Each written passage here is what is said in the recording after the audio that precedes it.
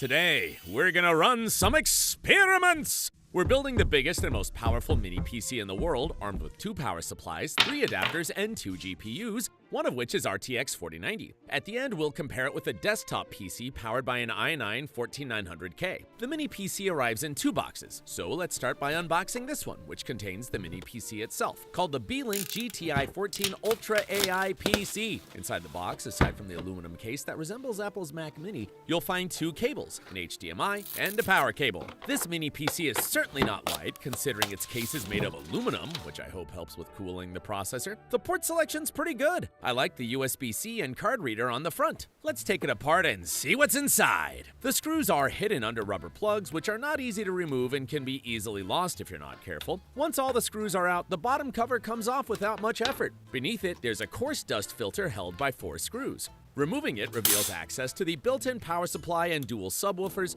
whose sound changes depending on how the PC is positioned on the table. I'll show that later. The power supply seems to be rated at 140 watts. I'm not an expert in power supply circuit design, but I can at least pretend to know what I'm looking at. For those who do understand this stuff, it might be interesting. I noticed that the cooling for the power supply relies only on thermal pads and the case itself. Next, we need to remove a plate held by 3 screws and 1 post, which isn't easy to unscrew. Of course, every homemaker has pliers in the kitchen just for jobs like this. After removing this armor plate, we gain access to 2 crucial DDR5 RAM sticks, totaling 32 gigabytes at 5,600 megahertz and a 1 terabyte Gen 4x4 SSD. There are 2 NVMe slots for SSDs and 1 for a Wi-Fi 7 module. The standoff system looks interesting, but isn't very convenient for disassembly. Luckily, compared to the Mac Mini, almost all the screws in this mini PC are the same size, making it easier to reassemble. Still, the complexity level of this machine is evident on your screens. Removing the motherboard from the case is not straightforward. Both the cooling system and the board itself are quite hefty.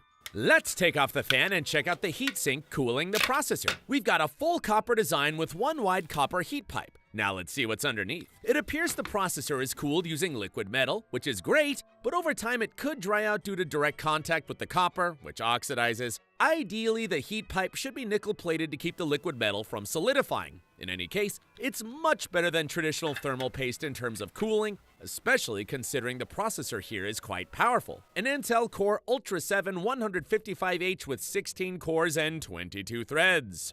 I also decided to check whether a discrete GPU would work if connected almost directly to the built-in PCI Express X16 slot. I'm connecting it via a flexible fire hose, as the power supply and a few protruding components block the GPU from being installed directly. I'm curious whether this setup will run with a standard desktop power supply. Everything's ready to go. I turned on the PC and as you can see, it boots up and even displays an image on the monitor. The slot operates in X8 mode, not X16, which means there are only 8 PCIe lanes available on the CPU, even though the slot physically looks like a 16-lane one. However, after installing the drivers for the GPU, issues began to appear. It seems the X16 slot isn't providing power to the GPU, and it starts lagging right on the desktop. Unfortunately, this setup does not work in our case. I also tried connecting the GPU via the M.2 NVMe slot, as this method should provide power directly to the X16 slot on the graphics card, theoretically increasing the chances of success. I booted up our Frankenstein, and once again it successfully powered on, but sadly it began lagging on the desktop just like before. So running a discrete GPU is only possible through the proprietary dock station. On the other hand, why turn your PC into a Frankenstein when you can buy a ready-made solution that's compact and more convenient? Assembling this PC is a real test for your patience, as there are more components here than in a typical desktop build. One of the more difficult tasks was putting together just the power button, which also functions as a fingerprint scanner. It's not the most convenient mini PC for quick access to the SSD and RAM, although you probably won't need to disassemble it every day. For the price of $850, it's a bit much for such a box, and I've realized that most of the cost is for the CPU itself. But for the compactness and the options to connect a discrete GPU, it might be worth the premium. And that's not all it offers. Next, I'll show you the BIOS capabilities of this beast. The Beelink dedicated graphics docking station allows us to connect the most powerful GPU in the world to our very large mini PC. Simply put, it's a power supply unit with a riser for the GPU. The kit includes the dock itself and a safety frame. I've forgotten what the USB port is for, but you can install an external Wi-Fi with antennas. As you can see, this board is equipped with 8 PCI lanes for the GPU, keeping in mind that the processor also supports a maximum of 8 lanes. There's even a connector for an additional fan. Let's take a closer look inside our dock to see what else it has to offer. The back cover is secured by just 4 screws, and once removed, we gain access to the power supply and a slot for Wi-Fi or another SSD. There's so much space in here that you could even hide something. Here's how the components of our powerful 600-watt power supply look. Today, I'm gonna push it to the max and see if it really delivers 600 watts. Taking it apart revealed that it's not just a power supply and riser, but also has enough space for secret compartments, which explains the $160 price tag.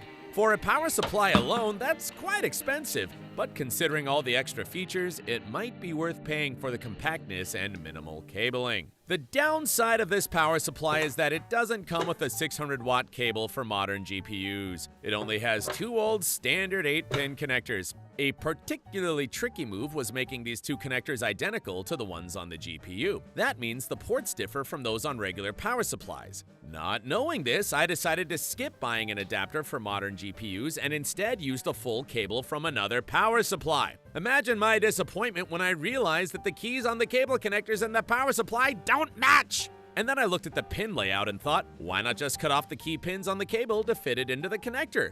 The world wasn't ready for such dumb ideas. Unfortunately, nothing caught fire. The power supply just triggered its protection mode and refused to power on. But I didn't stop there. I pulled out the 2 wires that were causing the short circuit and tried powering on the supply again. It worked, encouraging me to continue the experiment. In the end, the GPU didn't pull more than 90 watts in games, so I quickly abandoned this idea as a bad dream, considering how my blood pressure spikes when I mess with a $1,500 GPU.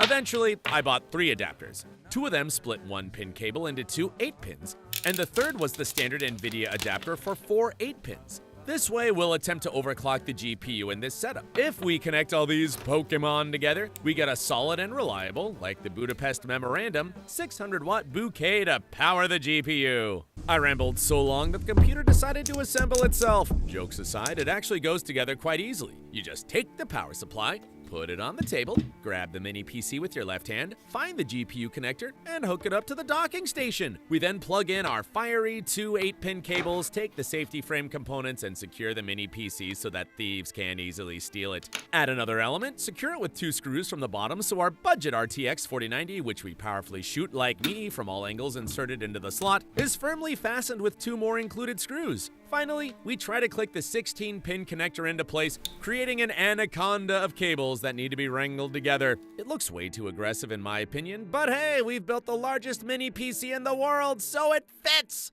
Take a look at this 88mm anti-aircraft gun. Terrible thing, the Germans used to put such things on Tiger tanks. Now this is what I call a glimpse into the future! Comparing it to a regular PC, the size difference is obvious. One can easily fit it into a backpack for a quick trip, while the other requires a car to transport.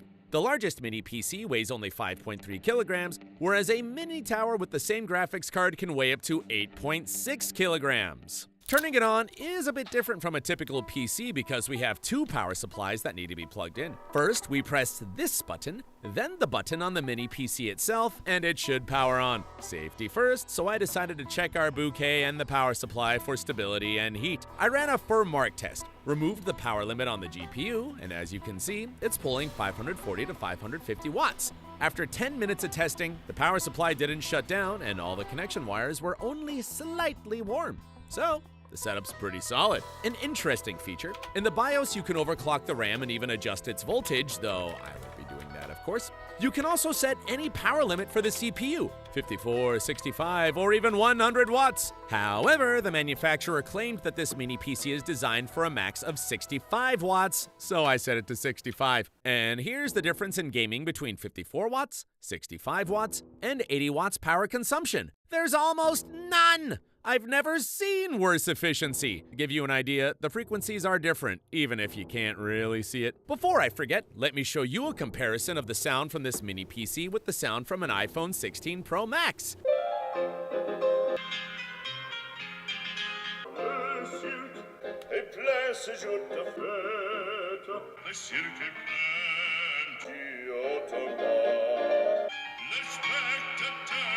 As you heard, the mini PC sounds better on the recording, but in real life, the iPhone has a bassier, though quieter sound. Unfortunately, I can't test the microphone because that would require me to travel from the US to Ukraine to record my voice. And I'm not sure why you think this is the voice of AI. Maybe because of some errors in the script? I was actually hired to do the voiceover, just so you know. I also noticed that the gaming tests are the least viewed, even though I spend the most time on them. So if you're interested in seeing the results of the built-in Intel Arc graphics card testing, feel free to pause and take a look at the FPS. I'm also curious about the performance loss in games due to using only 8 PCI Express lanes in this mini PC. The loss ranges from 0% to 5 to 8%, which is almost negligible compared to a full 16-lane interface. Even more interesting to me is the power of the Ultra 7 155H processor compared to the i9 14900K, which has had its power consumption limits removed. As you can see, in older games like GTA 5, the difference is minimal, but in modern games like Alan Wake 2 and similar titles, the gap can be as much as twofold in favor of the i9 14900K. In RDR2, the i9 14900K produced so many frames that the test even stopped running normally, as you may have noticed. It also hit the monitor's refresh rate. Without that limitation, it would have been around 200 FPS. However, the power consumption of the i9 14900K is outrageous compared to the Ultra 7 155H. And while we don't see the frequencies and power consumption of the mobile processors since, unfortunately, they aren't displayed, rest assured it constantly consumed 65 watts. Meanwhile, the i9 14900K occasionally exceeded 200 watts. The mini PC is almost silent in operation, and the CPU temperatures don't rise above 80 degrees. In benchmarks, the Ultra 7 155H scores half as many points as the top i9 14900K, meaning its raw performance is half. However, in practice, the performance difference in various tasks can be both smaller and larger. For example, in video rendering, the i9 is about 50% faster, not 100% as in the benchmarks.